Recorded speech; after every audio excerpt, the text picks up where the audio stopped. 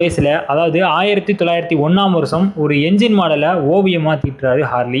சாதாரண சைக்கிள்களுக்கு இன்ஜின் பயன்படாது, பலமான சைக்கிள்களை உருவாக்கினால் தான் இன்ஜினுக்கு பொருத்தமாக இருக்கும் அப்படின்னு ஹார்லி கண்டுபிடிக்கிறாரு.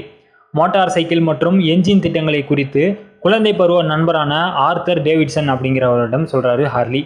டேவிட்சன் வீட்டின் கொல்லைப்புறத்தில் 10 அடி அகலமும் 15 அடி நீளமும் கொண்ட ஒரு மரக்கொட்டகை அமைத்து ஹார்லியும் டேவிட்சனும் இன்ஜினுக்கு தகுந்த மோட்டார் சைக்கிளை தயாரிக்கும் வேலையில் இறங்குறாங்க.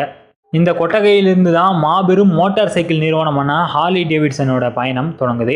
1903 ஹார்லியும் டேவிட்சனும் இணைந்து ஒரு மோட்டார் சைக்கிளை வடிவமைக்கிறாங்க.